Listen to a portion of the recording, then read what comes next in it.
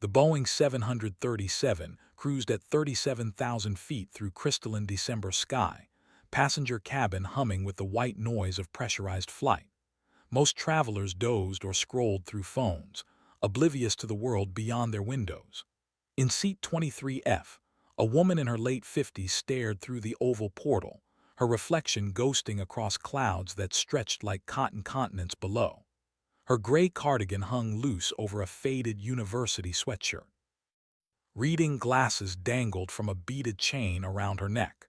To the businessman in 23E, she was invisible, just another middle-aged woman on a domestic flight from Nevada to Virginia, noteworthy as wallpaper. But the flight attendant noticed something. Walking the aisle with her beverage cart, Maria Restrepo caught the woman's posture, spine straight despite the slouched clothing, hands resting on armrests with deliberate control rather than casual comfort. And when their eyes met briefly, Maria saw something that made her pause. Depth. Distance. The kind of gaze that had seen horizons most people never contemplate. "Anything to drink, ma'am?" "Water, please, no ice." The voice was quiet but carried an unexpected precision, each word landing with purpose. Maria handed over the plastic cup and moved on, but something nagged at her consciousness. She'd worked these flights for 11 years, developed an eye for passengers who didn't quite fit their packaging. 20 minutes later, the pilot's voice crackled through the intercom with a routine weather update. The woman in 23F didn't react, but her jaw tightened almost imperceptibly. Her fingers traced something on the armrest, not nervous fidgeting but a pattern, deliberate as Morse code. 3 taps, pause, 2 taps, pause, 3 taps again. Then the radio chatter began. It was faint, bleeding through someone's poorly isolated headphones in business class, but the woman's head tilted a fraction of a degree. Her breathing changed rhythm. Anyone watching closely, and no one was, would have seen recognition flash across her features like lightning through distant clouds. November 7-3 Alpha, Contact Center, 124.85. Center, November 7-3 Alpha, Level 370, Copy 124.85. Standard air traffic control communication, meaningless to civilians, but the woman's fingers stopped their tapping. Her eyes shifted from the window to some fixed point in memory, and for just a moment the careful camouflage of ordinariness slipped. Maria, returning down the aisle, caught that moment, saw the woman mouth something silent. Not words, a call sign. Outside, 30 miles to the northeast and 15,000 feet above, 4 F-22 Raptors flew in diamond formation. Their transponders painted across air traffic control screens, but their mission brief remained classified. 4 pilots, 4 jets, 4 souls moving through thin atmosphere at 600 knots. They didn't know yet. Didn't know who shared their airspace in that lumbering commercial transport below. Didn't know that in 14 minutes, everything was about to change. The woman in 23F closed her eyes and exhaled slowly, as if releasing something she'd held for decades. The captain's voice returned to the intercom. "Folks, we've been advised of some military training activity in our vicinity. Nothing to worry about, standard operations. You might catch a glimpse of some Air Force jets off our right side in a few minutes." Passengers stirred, craning toward windows. The businessman in 23E perked up, phone already aimed at the glass. Everyone loves a photo opportunity. Everyone wants to see the fighter jets. Everyone except the woman in 23F, who kept her eyes closed. Her name was Lieutenant Colonel Evelyn Reaper Cowery, USAF, retired, though the Air Force never truly retired from her mind. 26 years of service, 1,700 hours in the F-15E Strike Eagle, another 800 in the F-16 Fighting Falcon, 3 deployments to the Middle East, 2 distinguished flying crosses, 1 classified mission over hostile territory that never made any official record but lived in the nightmares of everyone involved. She'd left the cockpit 4 years ago, traded flight suit for civilian clothes, military base for a quiet house in Reno where she taught part-time at the university, and tried to remember what normal felt like. Tried to forget the sound of missile lock warnings and the weight of decisions made at Mach speeds. Tried to reconcile the woman she'd become with the warrior she'd been. Her students never knew, colleagues never asked. The gray cardigan and reading glasses were better camouflage than any stealth technology. But right now, at 37,000 feet, the past was closing at supersonic speed. Maria watched the woman Evelyn, though she didn't know the name yet, and felt compelled to speak. "Ma'am, are you all right?" Evelyn opened her eyes. "I'm fine, thank you. You just seem, I don't know, like you're somewhere else." A ghost of a smile touched Evelyn's lips, just remembering an old job. Before Maria could respond, the F-22s appeared. They materialized like physics-defying sculptures, four angular shadows against blue infinity. The Raptor's design still looked alien even decades after its introduction, all sharp edges and predatory geometry, with that distinctive profile that screamed technological superiority. Thrust vectoring nozzles, canted vertical stabilizers, a nose that cut atmosphere like a blade. Each aircraft bore the subdued gray paint scheme that made them nearly invisible from certain angles, ghosts of engineering excellence. The civilian passengers erupted in excited murmurs, phones pressed to windows. The businessman in 23E actually stood up for a better angle, earning a sharp rebuke from a flight attendant. But Evelyn just watched. Her expression remained neutral, professionally blank, yet something flickered in her eyes, recognition, calculation, and perhaps the faintest edge of longing. She knew those jets, knew their capabilities, their strengths, their quirks, knew what it felt like to strap one on and become something more than human. The formation held steady off the 737's right wing, maintaining perfect spacing. Professional, textbook, the kind of flying that looked effortless but required absolute mastery. Then something changed. The lead Raptor, tail number barely visible, dipped its left wing. Just a fraction, just enough. The gesture was so subtle that most passengers missed it entirely, dismissed it as routine maneuvering. But Evelyn's breath caught. Her fingers gripped the armrest with sudden intensity. That wasn't standard procedure. That was communication. Inside the lead F-22, Major Kyle Nomad, Washington flew with the relaxed confidence of someone who'd logged over 1,500 hours in the Raptor. His wingmen, Captains Alex, Frost, Volkov, Jade Phoenix, Lynn, and Lieutenant Marcus, Havoc, Reed maintained formation with the precision of a well-oiled machine. They'd been briefed on a routine intercept training exercise. Nothing unusual, just maintaining readiness in case civilian airspace needed protection. "Nomad, this is Frost," Alexei's accented voice crackled through the encrypted channel. "Are we breaking off or holding?" "Hold formation," Kyle responded. His eyes scanned the 737 through his canopy. Something about this didn't track.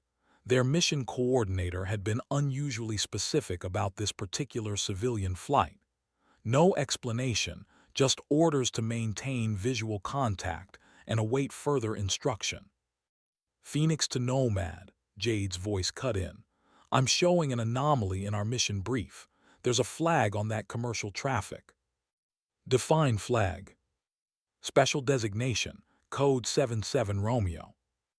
Kyle felt ice crystallize in his chest. Code 77 Romeo. He'd only seen that designation once before during a classified briefing at Langley. It meant VIP aboard, military significance, command-level priority. But this was a domestic commercial flight, not a military transport. Unless... "Havoc, run the tail number through the database," Kyle ordered. "Already on it, boss. Flights registered as United 1847 Vegas to Norfolk. Passenger manifest is..." "Wait." Marcus's voice changed. "Nomad, I'm getting a security lockout on the manifest. Requires 06 clearance or higher." Colonel-level clearance for a passenger list. Kyle's mind raced.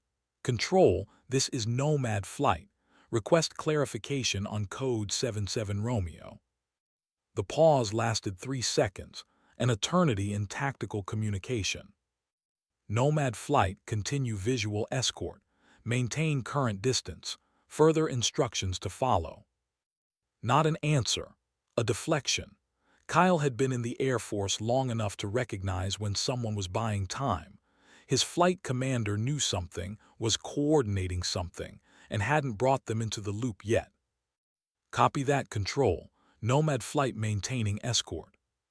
He glanced at the 737 again, that massive aluminum tube carrying hundreds of ordinary people going about ordinary lives.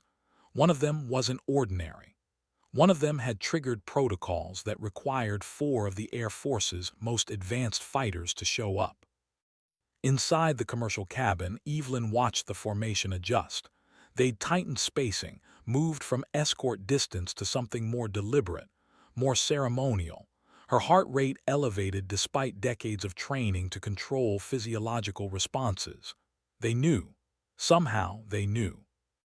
Maria appeared again, this time with the senior flight attendant, a silver-haired woman named Patricia who'd been flying since before 9/11 changed everything.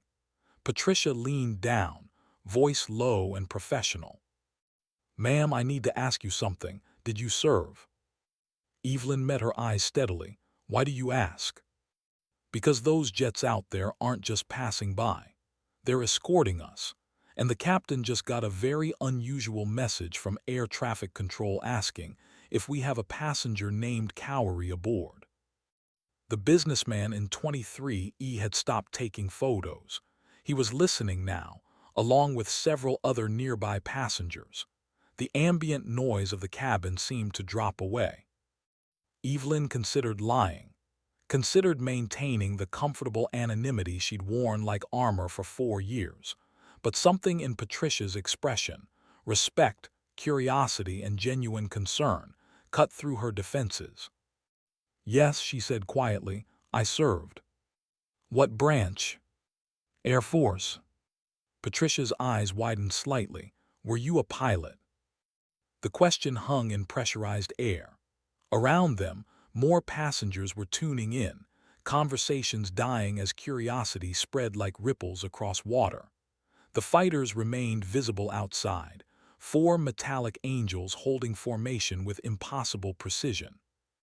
Evelyn looked out the window again at those beautiful, deadly machines dancing through sky she'd once owned. "Yes," she said, "I was a pilot." She didn't elaborate, didn't explain. But Patricia, who'd seen enough in her years of service to recognize significance when it appeared, simply nodded and stepped back.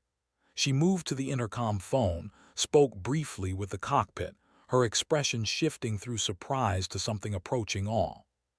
Kyle's radio crackled with a new voice, deeper, carrying authority. "Nomad flight, this is General Harriman." Kyle's spine straightened reflexively. General Richard "Iron" Harriman, commander of Air Combat Command. A legend. A man who didn't get on tactical frequencies for routine exercises. "Nomad flight," copies General.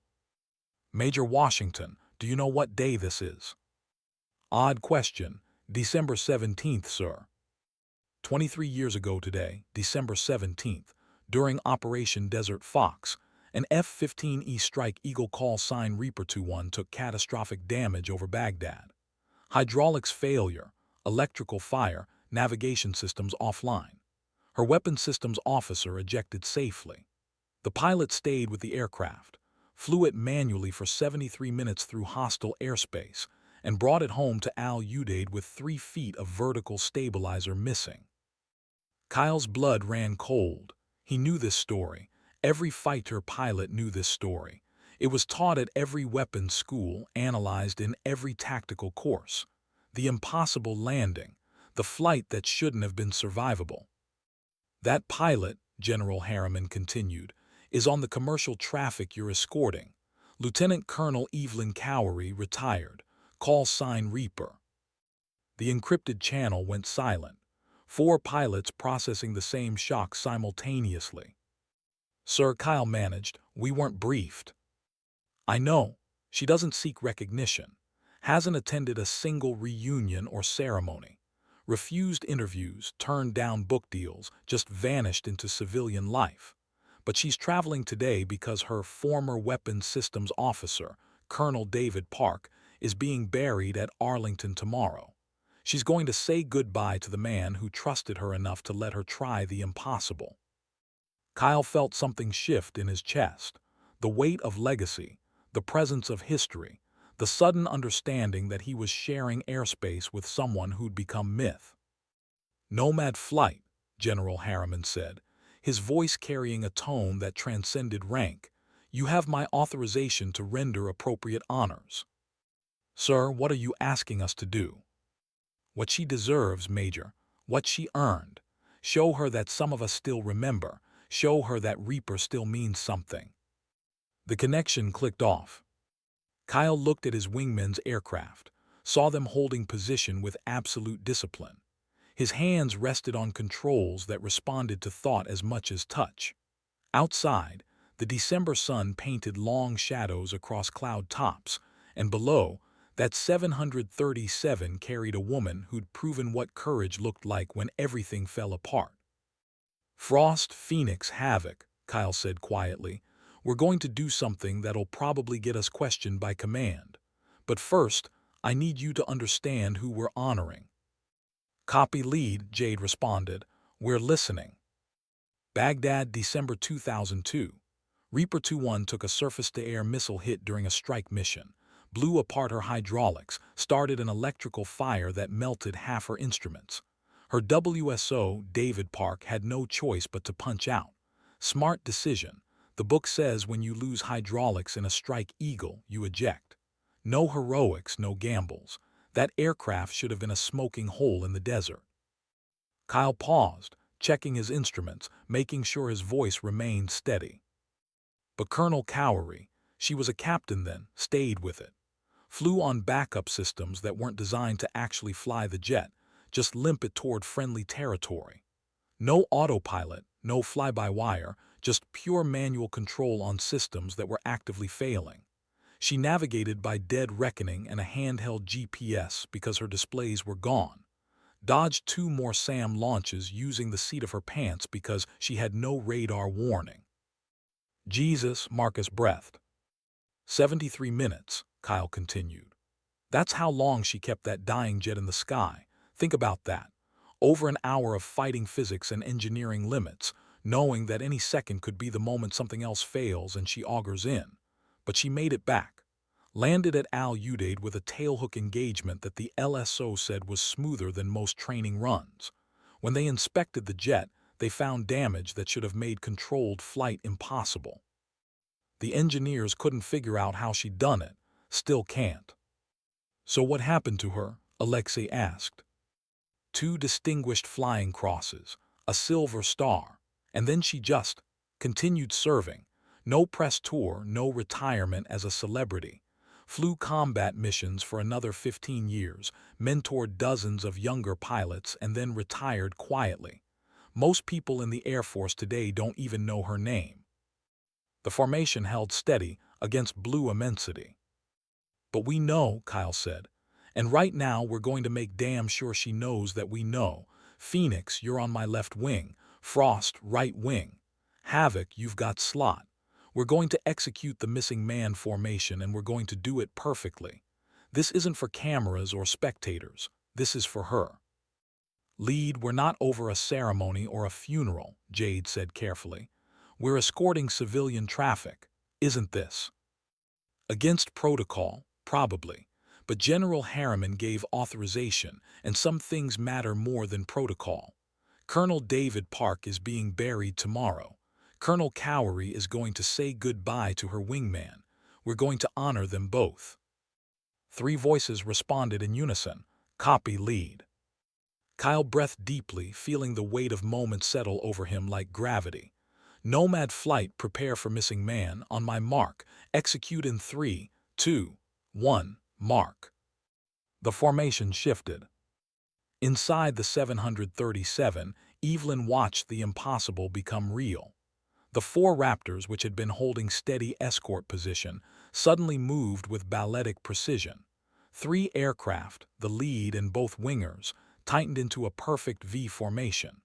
The fourth Raptor, the slot position, held steady for 2 heartbeats. Then it climbed. Vertical. Afterburners igniting with twin cones of superheated thrust, the Raptor ascended like a prayer made metal, like a soul departing flesh, climbing toward infinite blue with such smooth perfection that it seemed to simply dissolve into heaven itself. The missing man formation, the aerial salute reserved for fallen warriors, the gesture that said, "One of us is gone but not forgotten." Evelyn's carefully maintained composure shattered. Her hand came to her mouth. Her eyes, dry for 4 years of civilian numbness, suddenly blurred with tears that had nothing to do with weakness and everything to do with recognition. They knew. They'd found her somehow, discovered who sat in 23F, and they were honoring David, honoring her. The businessman in 23E stared, phone forgotten. Maria and Patricia stood frozen in the aisle, witnessing something they couldn't fully understand but recognized as sacred. Around the cabin, passengers fell silent, sensing the gravity of what unfolded outside. The 3 remaining Raptors held formation for 10 seconds, an eternity in tactical flying, each moment a statement, then executed a wing dip in perfect synchronization. Left wings dropped 15 degrees, held, recovered. The gesture fighter pilots used to acknowledge respect, to say, "We see you, we honor you." Then, impossibly, the lead Raptor broke right, rolled inverted, and for 3 seconds flew upside down alongside the 737, close enough that Evelyn could see the pilot's helmet through the canopy. Close enough to understand this wasn't procedure or protocol. This was personal.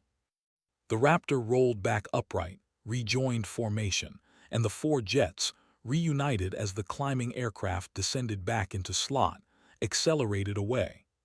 Their afterburners lit the sky with twin stars of burning fuel, and within seconds they were specks against clouds, then gone entirely.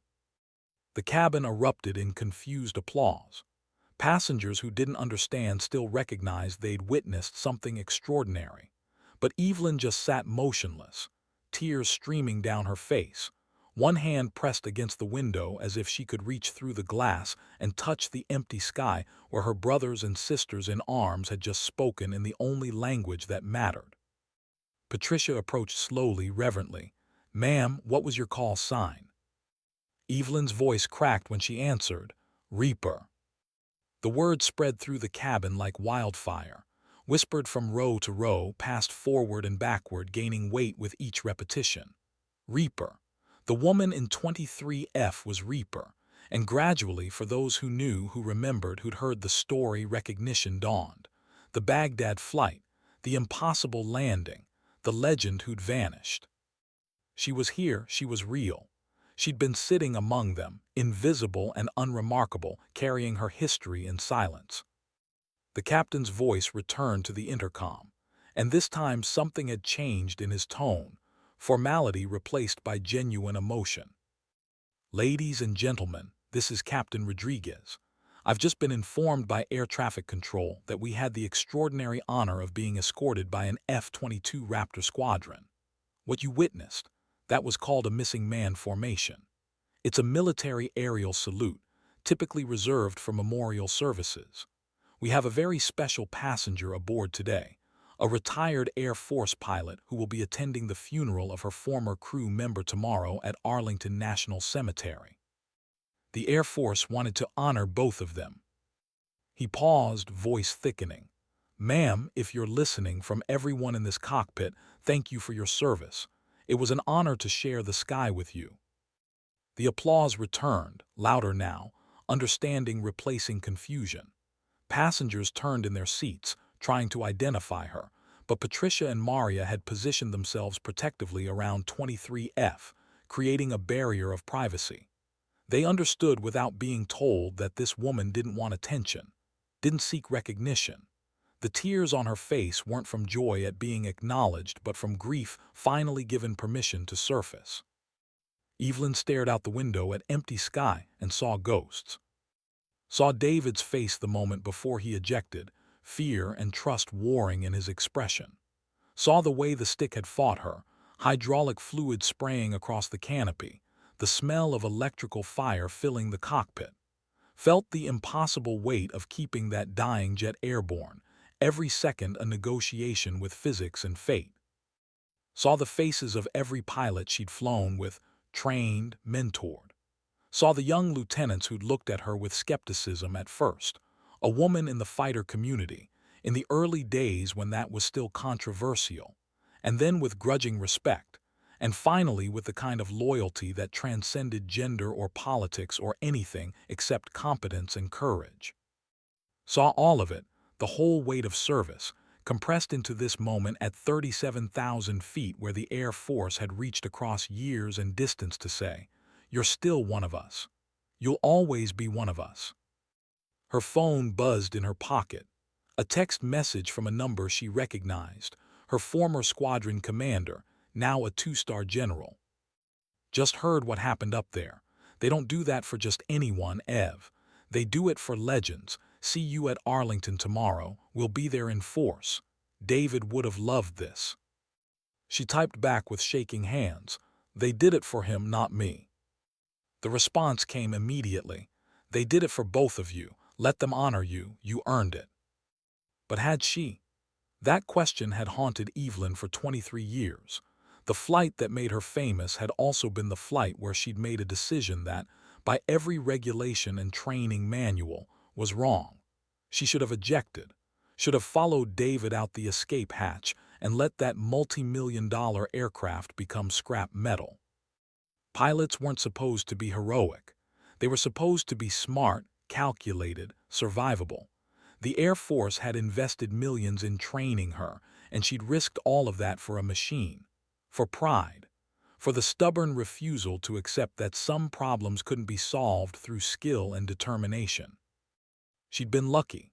That's what the Accident Investigation Board had concluded, though they dressed it up in technical language about exceptional airmanship and superior judgment under extreme duress. But Evelyn knew luck when she saw it.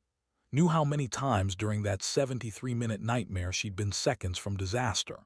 If the fire had spread faster, if another system had failed, if those SAM launches had been more accurate, she'd have died, and the Air Force would have lost both pilot and aircraft. Yet here she was, alive and retired and crying in seat 23F while fighter pilots who hadn't even been born, when she made that flight rendered honors in the sky. David would have laughed at the absurdity, would have made some joke about her finally getting the attention she always avoided. He'd been the extrovert of their crew, the one who handled press and politics while she focused on flying. He'd protected her from the spotlight, deflected questions, made sure she could just be a pilot instead of a symbol. Tomorrow, she'd watch them fold a flag over his casket, would stand among dress uniforms and medals and say goodbye to the man who'd trusted her with his life, who'd climbed into the back seat of her aircraft dozens of times and never once questioned her judgment, even when judgment had meant staying with a doomed jet while he punched out into darkness over enemy territory. "Ma'am," Patricia's voice was gentle, "can I get you anything?" Evelyn wiped her eyes, suddenly aware of how she must look, crying in public, composure abandoned, the carefully constructed civilian camouflage completely destroyed. "I'm sorry, I'm fine." "You don't have to apologize for being human." Patricia crouched in the aisle, speaking quietly so only Evelyn could hear. "My husband was Army, 2 tour in Afghanistan. He came home different, quieter, more distant. Took years before he could talk about it. But when he did, when he finally let himself remember with other people who understood, that's when he started healing. Sometimes we need witnesses to our grief." Evelyn looked at this stranger who understood, and something inside her cracked further. "His name was David, my weapons systems officer, best damn partner I ever flew with. Pancreatic cancer, diagnosed 8 months ago. He called me when he got the news, said he had one request, that I come to Arlington when the time came. I hadn't seen him in 3 years. Hadn't been to a single Air Force event since I retired, but I couldn't tell him no." "Did he know?" Patricia asked. About the jets today. No, he died 2 days ago. Fresh tears welled. This wasn't for him, it was for me. Somehow the Air Force found out I was on this flight where I was going, and they sent those pilots to tell me I'm still connected, still part of something, even though I walked away. Patricia smiled sadly. You didn't walk away. You're flying to Virginia to honor your friend. That's not walking away, that's showing up when it matters most. The words settled into Evelyn's chest like stones, heavy and solid and true. She nodded, unable to speak, and Patricia squeezed her shoulder before standing and returning to her duties. The cabin had returned to its normal hum of conversation and movement, but the energy had shifted. People kept glancing toward 23F, not with intrusive curiosity but with a kind of reverent awareness. They'd glimpsed something beyond their usual experience, touched the edge of a world most would never know. Evelyn turned back to the window. The sky looked different now, not empty but full of memory, every cloud a marker of past flights, every shade of blue a reminder of missions flown and dangers survived. She tried to leave this behind, tried to become someone new. But you couldn't strip away that many years of service like changing clothes. It lived in her bones, her reflexes, her dreams. The F-22s were long gone, but she could still see them in her mind's eye, sharp and lethal and beautiful, flown by pilots who carried the same legacy she'd helped build. They were the next generation, the ones who'd learned from her mistakes and her successes, who flew machines that made her old F-15E look primitive but still had to master the same fundamental truth. In the air, you were alone with your skill and your courage, and nothing else mattered. Kyle Washington flew lead in that formation, though Evelyn didn't know his name. Didn't know that he'd been 17 years old when she made her famous flight, had watched news footage of the damaged Strike Eagle on CNN while deciding whether to pursue his dream of becoming a pilot. Didn't know that her story had been the thing that tipped the balance, made him believe that excellence was achievable, that impossible didn't mean the same thing to everyone.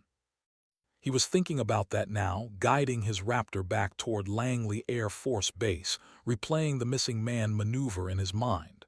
Had they done it right? Had she seen? Had she understood? No, Matt, that was a good thing we did, Jade said quietly over the squadron frequency. Yeah, Kyle agreed. Yeah, it was. Think she knows how many of us she inspired? Marcus asked. I doubt it. From what I've heard, she's pathologically humble, treats her career like it was just a job. Just a job, Alexei repeated. Flying a crippled jet through hostile airspace for over an hour, just a job. They flew in silence for a moment, each processing their own thoughts. Then Jade spoke again, voice thoughtful. I wonder what it's like, being her, carrying that story around, having people treat you like a myth. Lonely, Kyle said immediately. I bet it's incredibly lonely. He was right, though he'd never know for certain. Evelyn's loneliness had been her constant companion since retirement, the price paid for walking away from the only community that truly understood her.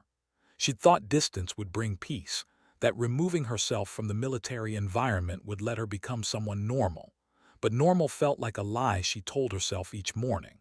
Normal was teaching aeronautical engineering to college students who saw equations where she saw sky. Normal was grocery shopping and yard work and conversations about weather and television shows. Normal was the absence of purpose, the slow forgetting of who she'd been. Until today, until 4 jets reminded her. The 737 began its descent into Norfolk. Evelyn felt the pressure change, the subtle shift in engine tone as the pilots reduced power and started the long glide toward landing. Soon they'd be on the ground, and she'd deplane into the anonymity of the terminal, just another passenger among thousands. Tomorrow she'd stand at Arlington in civilian clothes, no uniform, no rank, nothing to mark her as different from any other mourner. But right now, in this liminal space between sky and earth, she let herself remember. Remembered the weight of the helmet, the smell of jet fuel and hydraulic fluid, the way the stick felt in her hand, extension of thought, connection to machine. Remembered briefings and debriefings, the camaraderie of the squadron, the absolute trust required when you strapped yourself into a multi-million-dollar weapon and threw it at the speed of sound toward people who wanted you dead. Remembered fear and exhilaration and exhaustion and pride, all mixed together into something that had no civilian equivalent.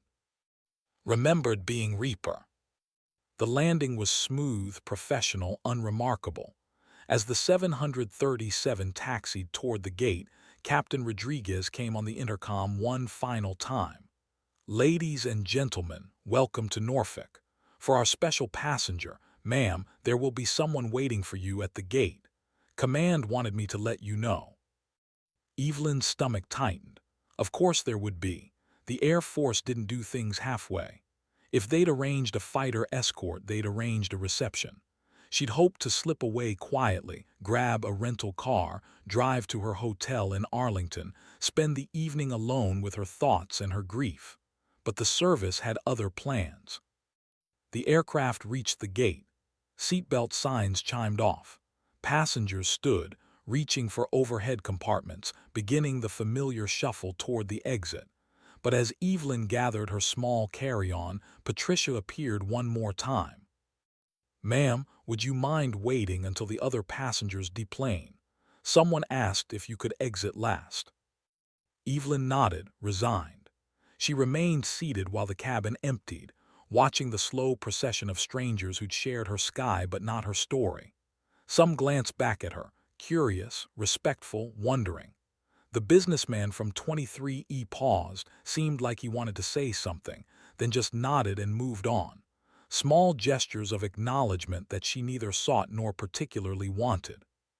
When the cabin was finally empty, Evelyn stood. Her knees creaked, 57 years old, body bearing the accumulated stress of thousands of flight hours and G-forces that had compressed her spine and strained her joints. She wasn't the captain who'd flown that Strike Eagle home anymore. She was older, slower, softer around the edges. But as she walked up the aisle toward the exit, Patricia and Maria stood at attention. Actual attention, military posture, hands at their sides. Two civilian flight attendants rendering a salute in everything but the formal gesture. "It was an honor flying with you, Colonel," Patricia said. Evelyn's throat tightened. "I'm not a colonel anymore, just Evelyn." "With respect, ma'am, once a colonel, always a colonel. Once a pilot, always a pilot," Patricia smiled. "And once Reaper, always Reaper." Evelyn managed a nod, not trusting her voice, and stepped through the aircraft door into the jetway. The fluorescent lights felt harsh after the softer cabin lighting, and she blinked against the assault. Moved forward toward the terminal, each step taking her further from the cocoon of the flight and back into the complicated reality of being herself. At the gate entrance, 3 people waited. 2 men in Air Force dress blues, majors by their rank insignia, and 1 woman in service dress, a lieutenant colonel. They stood with the easy confidence of officers who wore uniforms like second skin, who'd earned every ribbon and badge displayed on their chests. As Evelyn approached, they came to attention with synchronized precision. The woman stepped forward. She was younger than Evelyn, maybe early 40s, with sharp eyes and an athletic build that suggested she still flew regularly. "Colonel Cowery, I'm Lieutenant Colonel Sarah Chen, commander of the 94th Fighter Squadron at Langley. These are Major Tim Reynolds and Major Kevin Martinez, 2 of our instructor pilots. General Harriman sends his compliments and asked us to escort you during your time here." Evelyn shook the offered hand, feeling awkward in her civilian clothes facing this display of military formality. "That's really not necessary. I don't want to be any trouble." "Ma'am, it's not trouble, it's an honor." Chen's expression softened slightly. "We know you came here for Colonel Park's funeral. We wanted to make sure you didn't have to navigate this alone. The Air Force takes care of its own, even especially when they try to stay invisible." "I'm retired, I'm not." "You're still one of us," Martinez interrupted gently. "Retirement is just a change in status, not identity. And after what happened today, every fighter pilot in the continental United States knows you're here. You've got a lot of people who want to pay their respects." Evelyn felt the weight of attention settling over her like a blanket, warm but suffocating. This was what she'd avoided for years, the reason she'd skipped reunions and ceremonies and anything that might remind people she existed. She didn't want to be a symbol or an inspiration or a legend. She wanted to mourn her friend in peace. But looking at these three officers, seeing the genuine respect in their faces, she understood that her desire for privacy was in conflict with something larger. David's funeral wasn't just about her grief. It was about the Air Force honoring one of its own, and she was part of that story whether she liked it or not. "All right," she said quietly. "Thank you, I appreciate the escort." Chen smiled. "We've got a car waiting. Your hotel in Arlington is ready.